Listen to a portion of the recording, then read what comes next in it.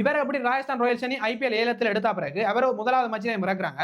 IPL விளையாடின மிக இளம்பேது வீரர் என்ற ஒரு சாதனையை வந்து படைக்கிறார் வைபவ் சூரியவம்சி. தன்னுடைய 14 வயசுல முதலாவது ஐபிஎல் மேட்ச் வந்து இவர் விளையாடுறார். இப்படி அவர் விளையாடுற அந்த முதலாவது மேட்ச்ல முதலாவது போல வந்து 6 அடிச்சு ஐபிஎல் ஃபேன்ஸ் இந்த கவனத்தை வந்து அதிக அளவா ஈர்க்க தொடங்குறார். இதே சீசன்ல ஐபிஎல் 2025 சீசன்ல குஜராத் டைட்டன்ஸுக்கு எதிராக தன்னுடைய ஃபர்ஸ்ட் செஞ்சுரியை வந்து ஸ்கோர் பண்றார். இந்த ஃபர்ஸ்ட் செஞ்சுரியை வந்து ஸ்கோர் பண்றதன் மூலமா ஐபிஎல்லேயே மிக குறைஞ்ச வயசுல செஞ்சுரி அடிச்ச பிளேயர் என்ற ஒரு சாதனையை வந்து இவர் பெறார். இது மட்டும் இல்லாம ஐபிஎல்லே மிகவும் வேகமா சதம் அடிச்சது வந்து கிறிஸ் கெயில். அதுக்கு அடுத்ததா இரண்டாவது வேகமா சதம் அடிச்ச பிளேயர் என்ற ஒரு சாதனையை வந்து வைபவ் சூரியவம்சி பெறார். இந்தியன் பிளேயர்ஸ்லயே அதிவேகமா ஐபிஎல் செஞ்சுரி அடிச்சது வைபவ் சூரியவம்சி தான். என்னதான் ஐபிஎல் 2025 சீசன் வைபவ் சூரியவம்சிக்கு இவ்வளவு வெற்றிகளையும் வாய்ப்புகளையும் சாதனைகளையும் கொடுத்திருந்தாலும் ஐபிஎல் 2026 ஒப்படைக்க ஐபிஎல் 2025 தனக்கு ஒரு பெரிய பொருட்டில்லை என்ற மாதிரி தான் அவர் வந்து 2026 பெர்ஃபார்மன்ஸ் பண்ணியிருந்தார். ஐபிஎல் 2026 என்னதான் ராஜஸ்தான் ராயல்ஸ் அணி சாம்பியன்ஸ் ஆகாட்டியும் சூரியவம்சியுடைய சிறந்த இன்னிங்ஸ்கள் மூலமா தான் அது வந்து செமிஃபைனல் நோக்கி வந்திருந்தது. ஐபிஎல் வரலாற்றிலேயே 5 பெரிய தனிநபர் விருதுகளை பெற்று சாதனை படைச்சிருந்தார் வைபவ் சூரியவம்சி. அதுல முதலாவது விருதா அதிக ரன்களை ஸ்கோர் பண்ணதுக்காக ஆரஞ்சு கப் விருது அவருக்கு வழங்கப்பட்டிருந்தது. இதுல வந்து இந்த சீசன்ல வந்து 16 இன்னிங்ஸ்ல 776 ரன்ஸ் வந்து ஸ்கோர் பண்ணியிருந்தார் வைபவ் சூரியவம்சி. அதோட MVP of the season, amazing player of the season,